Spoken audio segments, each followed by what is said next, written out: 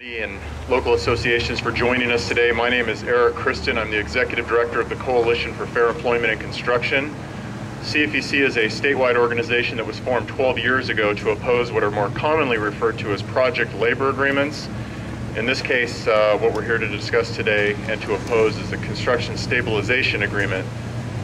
Regardless of the acronym that's used or the euphemism that's used, these agreements are meant to implicitly exclude the majority of the construction industry, which happens to be non-union or merit shop. However, on my board sit a number of union contractors. We have union contractors that are present who will be speaking today. They oppose these because they interfere with their collective bargaining agreements that they have worked out and have deemed the best way to go with regards to conducting business for their construction companies. Project labor agreements, or CSAs, usurp those collective bargaining agreements.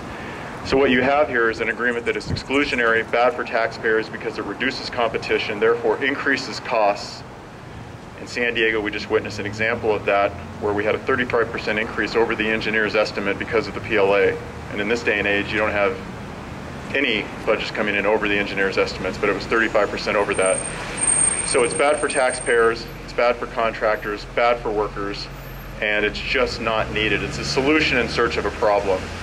So we're going to hear from local speakers here today that represent associations, chambers of commerce, and union contractors, non-union alike, so you can get the local flavor on why this is being so opposed by such a broad swath of the community.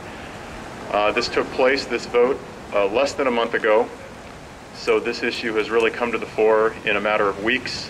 Community's been mobilized because they've been outraged that this has been brought forward with little to no notice, and at the board meeting where it was brought up, I believe there was only one person speaking in opposition. As you can see, there are many more that are opposed to that than just one person. So thank you for being here today. I will now introduce the individual speakers, and I want to make sure that I recognize everybody that is here from the various groups. We have Associated Builders and Contractors, Western Electrical Contractors Association, the Santa Barbara Chamber of Commerce, the Associated Builders and Contractors, ABC, CCC, California Cooperative Committee. We have the Santa Maria Valley Contractors Association, the Santa Barbara Contractors Association, and let me make sure I'm not missing anybody here. These are all included in your press packets, so if you want a more detailed explanation of what those acronyms or names are, they are included in the press packets. With that being said, our first speaker is Karen. Oh, she's going to kill me for this. She just told me how to say it. Parasinato, Santa Barbara Contractors Association Executive Director, the one who helped really put this all together.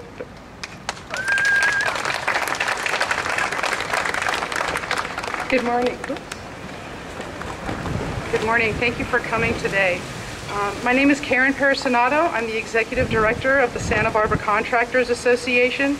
It has come to our attention that the County Board of Supervisors is considering the adoption of a Construction Stabilization Agreement called CSA for public works projects in Santa Barbara County. We believe that this will adversely impact the local construction industry and at the same time drive up costs to taxpayers. On March 2nd, the Santa Barbara Contractors Association Board of Directors voted unanimously to oppose the CSA. A CSA is very similar to a project labor agreement in that it effectively shuts out non-union contractors and subcontractors from bidding the work. These non-union workers constitute about 85% of the workforce along the Central Coast. Although proponents claim a CSA will reduce costs, utilize local workers, and streamline the construction process over many years and projects, the evidence shows just the opposite effect. CSAs reduce competition, increase overhead and bid costs, and do nothing to promote local hiring or halt unscrupulous labor practices. We believe the present system of awarding public works jobs to the lowest responsible bidder has been working in Santa Barbara County for many years. All employees must be paid prevailing wages. The rules are uniform and allow everyone, union and non-union, to bid the work. What could be more fair? Today we are asking the County Board of Supervisors to reject the proposed CSA. Thank you very much.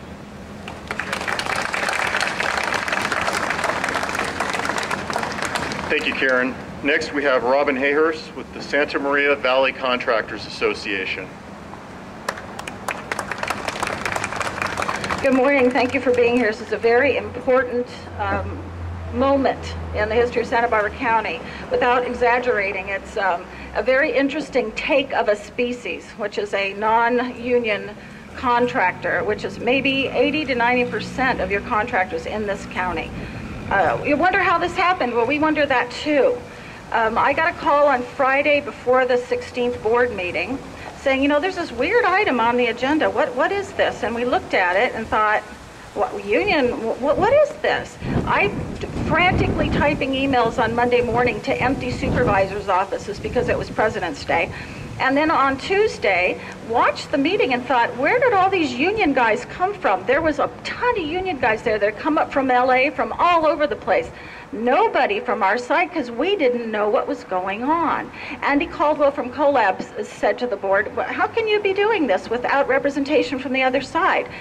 Allegedly, according to the North Santa Barbara County supervisors that I've spoken to, they were trying to address a need for local hire that was raised when a local hospital was built with foundation funding, and they kind of ignored the aspect of local contractors. I actually wrote an article in the Santa Maria Times, a 700-page commentary with a union guy about that.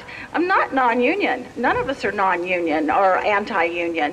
What we are is concerned about the fairness and the disenfranchisement of our membership in the contractors associations, and that includes Ventura Contractors Association and San Luis Obispo County Builders Exchange.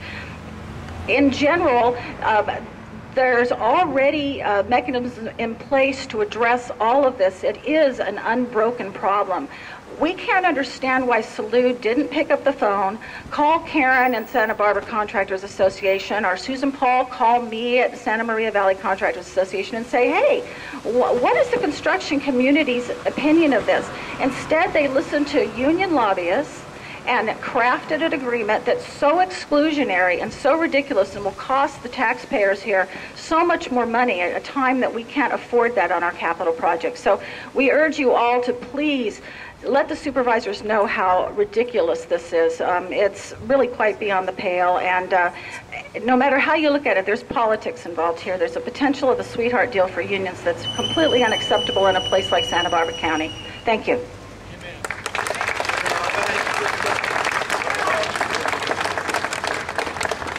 Our next speaker is William Paris, Santa Barbara Contractors Association President and Principal with Cunningham Paris Construction. Hi, I'm Bill Paris, current president of Santa Barbara Contractors Association. And behind me, there's past presidents of the Contractors Association.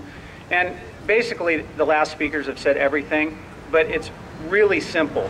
If you eliminate 80 to 90% of the competition, prices go way up. And it's really that simple, you know. And since we had no voice at the table, I just asked the supervisors to take another look at this thing and at least give us that respect in the county that we all pay taxes in. Because you're taking 100% of the money and giving it to 15% of the contractors, and it's completely unfair. Thank you.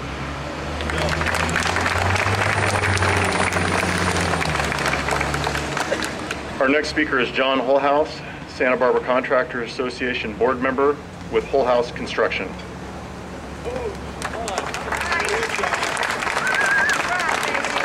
Thank you for coming out today. I'm John Holhouse from Holhouse Construction. I think the CSA is a euphemism, is kind of a shark dressed as a dolphin. And I think we need to stop everybody here would like to work, and I think making every effort to level the playing field. This bill does not do that. And everything has been said before, so I won't add too much here, but we look for fairness in the government and the county supervisors. Thank you very much.